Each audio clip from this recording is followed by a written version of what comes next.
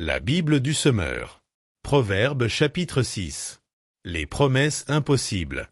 Mon fils, si tu t'es porté garant des dettes de ton prochain, si tu t'es engagé pour autrui en topant dans la main, si tu t'es laissé prendre au piège par tes promesses, si tu es prisonnier de tes propres paroles, alors, vite, mon fils, fais ce que je te dis pour te désengager, car tu t'es livré toi-même au pouvoir d'autrui. Va, humilie-toi devant le créancier, insiste auprès de lui.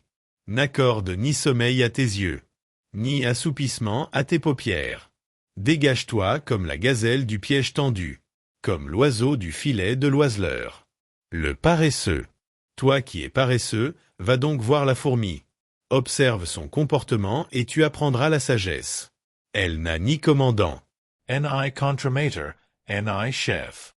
Durant l'été, elle prépare sa nourriture. Au temps de la moisson, elle amasse ses provisions. Et toi, paresseux, combien de temps vas-tu rester couché? Quand donc sortiras-tu de ton sommeil pour te lever? Je vais faire juste un petit somme, dis-tu, juste un peu m'assoupir. Rien qu'un peu croiser les mains et rester couché un instant. Mais pendant ce temps, la pauvreté s'introduit chez toi comme un rôdeur, et la misère comme un pillard. Le colporteur de mensonges. C'est un vaurien, un personnage inique. Celui qui va, colportant des mensonges. Il appuie ses dires de clignement d'yeux, de tapement des pieds et de signes des doigts. Il n'y a que des pensées perverses dans son cœur. Il manigance du mal et passe son temps à susciter des querelles. Aussi la ruine fondra-t-elle sur lui sans crier gare. Il sera brisé soudainement et sans remède.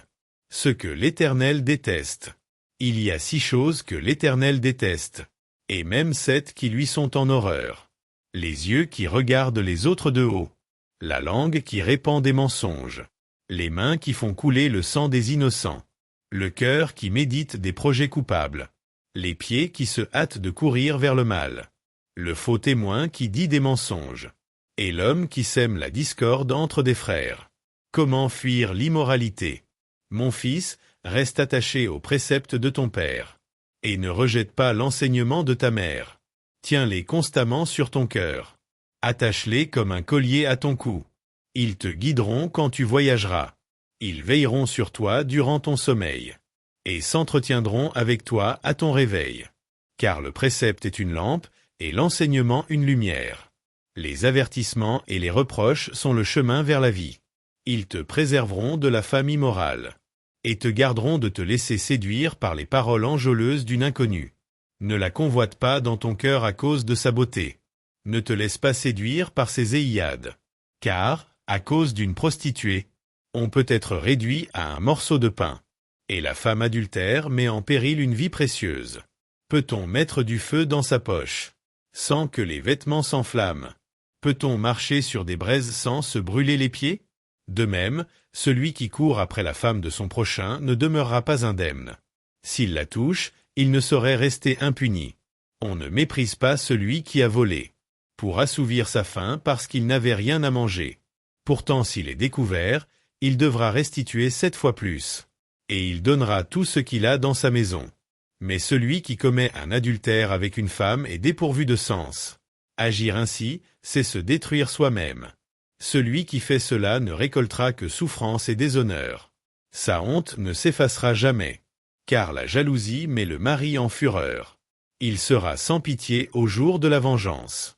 Il ne se laissera apaiser par aucune indemnité. Il ne l'acceptera pas, même si tu multiplies les présents. Psaume du chapitre 26 à 30. Psaume 26. Fais-moi justice. De David. Fais-moi justice, ô Éternel, car la vie que je mène est sans reproche. Je me confie en l'Éternel, je ne faiblirai pas.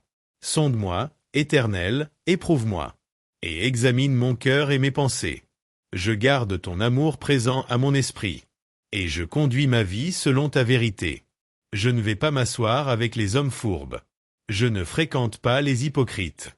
Je hais la compagnie de ceux qui font le mal. Je ne vais pas m'asseoir chez les méchants. Je laverai mes mains en signe d'innocence, avant de m'approcher de ton autel, ô Éternel, pour t'exprimer ma gratitude, et raconter tes œuvres merveilleuses. Ô Éternel, j'aime le lieu où tu habites, et où ta gloire a sa demeure. Ne lie donc pas mon sort à celui des pécheurs. Ne m'ôte pas la vie avec les assassins. Ils ont commis des actes criminels. Ils se sont laissés acheter. Mais moi je veux mener une vie sans reproche. Délivre-moi et fais-moi grâce. Je marche sur le droit chemin. Oui, je veux te bénir, ô Éternel, au sein de l'assemblée. Psalm 27. En sécurité auprès de Dieu. De David. Oui, l'Éternel est ma lumière et mon sauveur. De qui aurais-je crainte? L'Éternel est ma forteresse, il protège ma vie. De qui aurais-je peur? Que des méchants s'avancent contre moi, voulant me nuire. Ce sont mes ennemis, mes oppresseurs, qui perdent pied et tombent. Qu'une armée vienne m'assiéger. Mon cœur reste sans crainte. Que l'on me déclare la guerre. Je suis plein d'assurance. J'ai présenté à l'Éternel un seul souhait, mais qui me tient vraiment à cœur. Je voudrais habiter dans la maison de l'Éternel tous les jours de ma vie, afin d'admirer l'Éternel dans sa beauté, et de chercher à le connaître dans sa demeure. Car il me cache sous sa tente dans les jours du malheur. Au secret de son tabernacle, il me tient abrité. Sur un rocher, il me met hors d'atteinte. Dès à présent, je peux lever la tête pour dominer mes ennemis autour de moi. J'offrirai dans son tabernacle des sacrifices avec des cris de joie. Je célébrerai l'Éternel par le chant et les instruments. Ô Éternel, écoute mon appel car je t'invoque. Accorde-moi la grâce de me répondre. Du fond de mon cœur, je me dis, de ta part, tournez-vous vers moi. Oui, c'est vers toi que je me tourne, ô Éternel. Ne te détourne pas de moi, et ne repousse pas ton serviteur avec colère. Toi qui m'as secouru, ne me délaisse pas, ne m'abandonne pas. Ô Dieu, toi qui es mon sauveur. Si mon père et ma mère devaient m'abandonner, l'Éternel me recueillerait. Enseigne-moi la voie que tu veux que je suive, ô Éternel, et conduis-moi par un sentier égal, puisque mes ennemis me guettent. Ne m'abandonne pas au désir de mes adversaires. Lorsque de faux témoins se dressent contre moi, respirant la violence. Que deviendrais-je si je n'avais pas l'assurance d'expérimenter la bonté de l'Éternel? Au pays des vivants, attends-toi donc à l'Éternel. Sois fort. Affermis ton courage. Oui, attends-toi à l'Éternel. Psaume 28. L'Éternel répond. De David. À toi, ô Éternel, je fais appel. Toi, mon rocher, ne sois pas sourd à ma requête. See tu rests mute. Je deviendrai pareil à ceux qui s'en vont vers la tombe. Entends ma voix qui te supplie quand je t'appelle à l'aide, en élevant mes mains en direction du lieu très saint de ta demeure. Ne me fais pas subir avec les criminels, avec les malfaisants, le sort qui leur est réservé. Ces gens parlent de paix à leurs prochains, avec le mal au fond du cœur. Oui, traite-les selon leurs actes et leurs méfaits. Oui, traite-les selon leurs œuvres. Fais retomber sur eux ce qu'ils ont fait, car ils ne tiennent aucun compte des actes accomplis par l'Éternel, et de ses œuvres. Que l'Éternel fasse venir leur ruine et qu'il ne les relève pas. Béni soit l'Éternel, car il m'entend lorsque je le supplie. L'Éternel est ma force, mon bouclier. En lui je me confie, il vient à mon secours. Aussi mon cœur bondit de joie. Je veux chanter pour le louer. L'Éternel est la force de tous les siens. Il est la forteresse où le roi qui a reçu l'onction de sa part trouve la délivrance. Ô Éternel, sauve ton peuple et bénis-le, il est ton patrimoine. Sois son berger et prends soin de lui pour toujours. Psalm 29. La voix de l'Éternel. Psaume de David. Célébrez l'Éternel, vous, les anges de Dieu. Célébrez l'Éternel en proclamant sa gloire et sa puissance. Oui, célébrez l'Éternel en proclamant la gloire dont il est digne. Et prosternez-vous devant l'Éternel dont la sainteté brille avec éclat. La voix de l'Éternel retentit sur les eaux. Dieu, dans sa gloire, fait gronder le tonnerre. La voix de l'Éternel domine le bruit des grandes eaux. La voix de l'Éternel retentit avec force. La voix de l'Éternel résonne majestueusement. La voix de l'Éternel brise les cèdres. L'Éternel brise les cèdres du Liban. Il fait bondir tout le Liban comme des veaux, et le Sirion comme des buffles. La voix de l'Éternel fait jaillir des éclairs. La voix de l'Éternel fait trembler le désert. L'Éternel fait trembler le désert de Kadesh. La voix de l'Éternel fait enfanter les biches. et elle fait tomber les feuilles des arbres des forêts. Dans son palais, tous écrient « Gloire à l'Éternel ». Au-dessus du déluge, l'Éternel siégeait sur son trône. L'Éternel siège en roi à tout jamais. L'Éternel donnera la puissance à son peuple. L'Éternel bénira son peuple en lui donnant la paix. Psalm 30. Tu m'as rendu à la vie. Cantique pour l'inauguration du temple. Un psaume de David. Je te loue, ô Éternel, car tu m'as tiré du gouffre. Tu n'as pas permis que mes ennemis se réjouissent à mes dépens. Éternel, mon Dieu, je t'ai appelé à mon aide, et tu m'as guéri. Éternel, tu m'as fait échapper au séjour des morts. Tu m'as rendu à la vie, en m'évitant de rejoindre les gens qui descendent au tombeau. Chantez donc à l'Éternel, vous tous qui lui êtes attachés. Apportez-lui vos louanges. Proclamez sa sainteté. Son courroux dure un instant. Sa faveur est pour la vie. Si, le soir, des pleurs subsistent. Au matin, la joie éclate. Je vivais paisiblement, et je me disais, je ne tomberai jamais. Éternel, dans ta faveur, tu avais fortifié la montagne où je demeure. Tu t'es détourné de moi, et je fus désemparé. J'ai crié vers toi, Éternel, et j'ai imploré ta grâce, ô Seigneur. Si je descends dans la tombe, si je meurs, quel avantage en retires-tu? Celui qui n'est plus que poussière, peut-il te louer encore? Peut-il proclamer ta fidélité? Écoute, Éternel, aie pitié de moi. Éternel, viens à mon aide. Tu as transformé mes pleurs en une danse de joie. Et tu m'as ôté mes habits de deuil pour me revêtir d'un habit de fête, afin que, de tout mon cœur, et sans me lasser, je te chante. Éternel, mon Dieu, je te louerai à jamais. Jean chapitre 11 du verset 28 à 57. Là-dessus, elle partit appeler sa sœur Marie, et, l'ayant prise à part, elle lui dit, « Le maître est là, et il te demande. » À cette nouvelle, Marie se leva précipitamment et courut vers Jésus. Il n'était pas encore entré dans le village. Il était resté à l'endroit où Marthe l'avait rencontré. Ceux qui se trouvaient dans la maison avec Marie pour la consoler la virent se lever brusquement et sortir. Ils la suivirent, pensant qu'elle allait au tombeau pour y pleurer. Marie parvint à l'endroit où était Jésus. Dès qu'elle le vit, elle se jeta à ses pieds et lui dit, « Seigneur, si tu avais été ici, mon frère ne serait pas mort. » En la voyant pleurer, elle et ceux qui l'accompagnaient, Jésus fut profondément indigné et ému. « Où l'avez-vous enterré ?» demanda-t-il. « Viens, Seigneur, lui répondirent-ils, tu verras. » Jésus pleura. Alors tous dirent, « Voyez, comme il l'aimait. » Quelques-uns remarquaient, « Il a bien rendu la vue à l'aveugle, n'aurait-il pas pu empêcher que Lazare meure ?» La victoire sur la mort. Une fois de plus, Jésus fut profondément bouleversé. Il arriva au tombeau.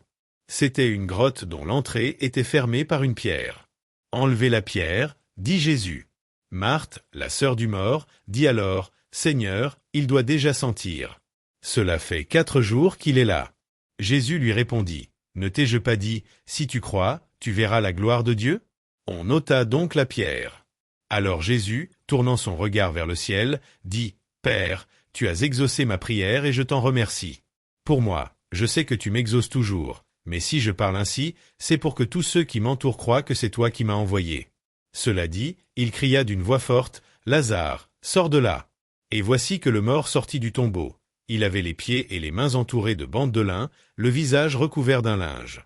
Jésus dit à ceux qui étaient là, « Déliez-le de ses bandes et laissez-le aller. » Le complot contre le maître de la vie. En voyant ce que Jésus avait fait, beaucoup de ceux qui étaient venus auprès de Marie crurent en lui. Quelques-uns, cependant, s'en allèrent trouver les pharisiens et leur rapportèrent ce que Jésus avait fait. Alors, les chefs des prêtres et les pharisiens convoquèrent le grand conseil. « Que allons-nous faire ?» disaient-ils. « Cet homme accomplit trop de signes miraculeux. Si nous le laissons faire de la sorte, tout le monde va croire en lui.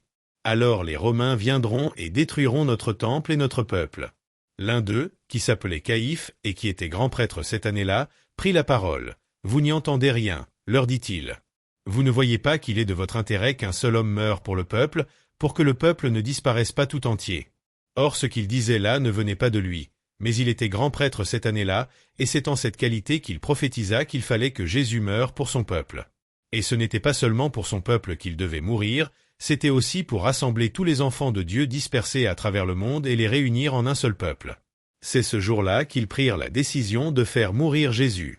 Jésus cessa donc de se montrer en public. Il partit de là et se retira dans la région voisine du désert, dans une ville nommée Éphraïm. Il y passa quelque temps avec ses disciples. Comme la fête de la Pâque approchait, beaucoup de gens de tout le pays montaient à Jérusalem avant la fête pour se soumettre aux cérémonies rituelles de purification. Ils cherchaient donc Jésus et se demandaient entre eux, dans la cour du temple, « Qu'en pensez-vous ? Croyez-vous qu'il viendra à la fête ?» Or, les chefs des prêtres et les pharisiens avaient donné des instructions. Si quelqu'un savait où se trouvait Jésus, il devait les prévenir pour qu'on l'arrête. Deuxième livre des Chroniques, chapitres 12 et 13. L'invasion Egyptian. Une fois que Roboam eut affermi son autorité royale et qu'il fut devenu puissant, il cessa d'obéir à la loi de l'Éternel, et tout Israël avec lui. La 5e année du règne de Roboam, Shishak, roi d'Égypte, vint attaquer Jérusalem. Ce fut la conséquence de l'infidélité d'Israël envers l'Éternel. Shishak vint d'Égypte avec 1200 chars et 60 000 soldats sur chars. Il commandait une armée innombrable de soldats égyptiens, libyens, soukiens et éthiopiens. Il s'empara des villes fortifiées de Juda et s'avança jusqu'à Jérusalem. Alors le prophète Shemaïa alla trouver Roboam et les chefs de Juda qui s'étaient retirés à Jérusalem à l'approche de Shishak. Il leur dit, « Voici ce que déclare l'Éternel, vous m'avez abandonné. À mon tour, je vous abandonne entre les mains de Shishak. » Les chefs d'Israël et le roi s'humilièrent et déclarèrent, « L'Éternel est juste. » Quand l'Éternel vit qu'ils s'humiliaient, il adressa une nouvelle parole à Shemaïa. « Puisqu'ils se sont humiliés, dit-il, je ne les détruirai pas. D'ici peu de temps, je leur accorderai la délivrance et je ne déchaînerai pas ma colère sur Jérusalem par le moyen de Shishak. Toutefois, ils lui seront assujettis et ils pourront apprécier la différence entre me servir et servir des rois d'autres pays. » Shishak, roi d'Égypte, vint attaquer Jérusalem. Il s'empara des trésors du temple de l'Éternel et de ceux du palais royal. Il prit absolument tout, notamment les boucliers d'or que Salomon avait fait faire. Le roi Roboam fit faire des boucliers de bronze pour les remplacer et les confia au chef des gardes chargés de surveiller l'entrée du palais royal. Chaque fois que le roi se rendait au temple de l'Éternel, les gardes venaient les enlever, puis il les replaçait dans la salle du corps de garde. Lorsque Roboam s'humilia, la colère de l'Éternel se détourna de lui et sa ruine ne fut pas totale. D'ailleurs, il y avait encore de bonnes choses en Juda. Le roi Roboam affermit son pouvoir à Jérusalem et continua à régner. Il avait 41 ans à son avènement, et il régna 17 ans à Jérusalem, la ville que l'Éternel avait choisie parmi toutes les tribus d'Israël pour y établir sa présence. Sa mère était une Ammonite nommée Nama. Il fit ce qui est mal, parce qu'il n'appliqua pas son cœur à s'attacher à l'Éternel. Les faits et gestes de Roboam, des premiers aux derniers, sont cités dans les actes du prophète Shemaïa et du prophète Iddo où sont enregistrées des listes généalogiques. Roboam et Jéroboam furent tout le temps en guerre l'un avec l'autre. Quand Roboam rejoignit ses ancêtres décédés, il fut enterré dans la cité de David. Son fils Abia lui succéda sur le trône. Abia regni sur Juda. La 18e année du règne de Jéroboam, Abia devint roi de Juda. Il régna 3 ans à Jérusalem. Sa mère s'appelait Michéia, elle était fille d'Uriel, de Gibéa. Bientôt, il y eut guerre entre Abia et Jéroboam. Abia engagea le combat avec une armée de 400 000 guerriers valeureux, des soldats d'élite. Jéroboam lui opposa une armée de 800 000 guerriers valeureux, des soldats d'élite. Abia se tint debout sur le mont Sémaraïm, situé dans la région montagneuse d'Éphraïm, et se mit à crier, « Jéroboam et tout Israël, écoutez-moi. Ne devriez-vous pas reconnaître que l'Éternel, le Dieu d'Israël, a donné pour toujours la royauté sur Israël à David et à ses descendants en vertu d'une alliance irrévocable ? Mais Jéroboam, fils de Nébat, un serviteur de Salomon, fils de David, s'est révolté contre son maître. Des gens sans scrupules, des vauriens se sont groupés autour de lui et se sont opposés à Roboam, le fils de Salomon. Celui-ci était jeune et inexpérimenté, et il n'a pas pu leur résister. Et maintenant, croyez-vous que vous allez résister au pouvoir royal de l'Éternel qu'il a confié aux descendants de David ? Vous êtes une multitude nombreuse et vous avez avec vous les veaux d'or que Jéroboam a fabriqués pour vous servir de Dieu. Mais vous avez chassé les prêtres de l'Éternel, les descendants d'Aaron, et les Lévites, et vous vous êtes pris des prêtres comme le font les autres peuples. Il suffit chez vous de se présenter avec un jeune taureau et 7 béliers pour être investi du sacerdoce au service de Dieu qui n'en sont pas. Quant à nous, c'est l'Éternel qui est notre Dieu. Nous ne l'avons pas abandonné, nos prêtres qui servent l'Éternel sont des descendants d'Aaron et ce sont les Lévites qui les assistent. Chaque matin et chaque soir, nous offrons des holocaustes à l'Éternel, nous faisons fumer des parfums aromatiques, nous disposons sur la table rituellement pour les pains qui doivent être exposés devant l'Éternel, et chaque soir nous allumons les lampes du chandelier d'or. Nous suivons le rituel prescrit par l'Éternel notre Dieu, alors que vous l'avez abandonné. Réfléchissez, Dieu est avec nous, il est notre chef, ses prêtres sont munis des trompettes retentissantes, prêts à en sonner contre vous. Israélites, ne combattez pas contre l'Éternel, le Dieu de vos ancêtres, car vous ne réussirez pas dans cette entreprise. Jéroboam fit exécuter un mouvement tournant à une partie de ses troupes pour prendre les Judéens à revers. Le gros de ses troupes faisait face à celles de Juda, alors que les hommes embusqués se trouvaient derrière eux. Les troupes de Juda se virent donc attaquées à la fois par devant et par derrière. Alors les Judéens poussèrent des cris pour implorer l'Éternel et les prêtres sonnèrent des trompettes. En même temps, ils poussèrent le cri de guerre. Au bruit de la clameur des hommes de Juda, l'Éternel battit Jéroboam et toute l'armée d'Israël et les fit succomber devant Abia et les Judéens. Les hommes d'Israël s'enfuirent devant Juda, et Dieu donna aux Judéens la victoire sur eux. Abia et son armée leur infligèrent une grande défaite, 500 000 de leurs soldats d'élite tombèrent transpercés. Ce fut un jour d'humiliation pour ceux d'Israël, tandis que les Judéens remportèrent la victoire parce qu'ils s'étaient appuyés sur l'Éternel, le Dieu de leurs ancêtres. Abia poursuivit Jéroboam et lui enleva plusieurs villes, Béthel, Yeshana et Éphron, avec toutes les localités qui en dépendaient. Pendant tout le règne d'Abia, Jéroboam ne retrouva pas sa puissance, finalement l'Éternel le frappa et il mourut. Au contraire, Abia vit s'accroître sa puissance. Il épousa 14 femmes et eut 22 fils et 16 filles. Les autres faits et gestes d'Abia, sa conduite ainsi que ses discours, sont cités dans le livre des mémoires du prophète Iddo. Quand il rejoignit ses ancêtres décédés, on l'enterra dans la cité de David, et son fils Asa lui succéda sur le trône. Le début du règne d'Asa en Juda. Sous le règne de ce dernier, le pays connut 10 ans de paix. Psalm 66. Dieu est vainqueur. Au chef de chœur. Un psaume d'Asaph. À chanter avec accompagnement d'instruments à cordes. Dieu s'est fait connaître en Juda. Son nom est grand en Israël. Sa résidence est à Salem. Et sa demeure est en Sion. C'est là qu'il a brisé les flèches fulgurantes, les boucliers, les glaives, toutes armes de guerre. Tu es resplendissant, plus éclatant que les monts éternels. Tous les vaillants guerriers ont été dépouillés. Ils se sont endormis de leur dernier sommeil. Tous ces valeureux hommes n'ont pas su retrouver la vigueur de leurs mains. Dieu de Jacob, à ta menace. Les chars et les chevaux se sont figés sur place. Que tu es redoutable. Qui tiendrait devant toi quand ta colère éclate? Du ciel, tu fais entendre ton verdict. Et la terre, effrayée, se tient dans le silence. Quand toi, ô Dieu, tu interviens pour exercer le jugement. Et pour apporter le salut à tous les humbles de la terre. Car même la fureur des hommes tournera à ta gloire. Et tu t'attacheras les rescapés de ta colère. Vous tous qui entourez l'Éternel votre Dieu. Faites des vœux et accomplissez-les. Apportez vos présents à ce Dieu redoutable. Il brise l'esprit résolu des princes. Il se rend redoutable pour les rois de la terre.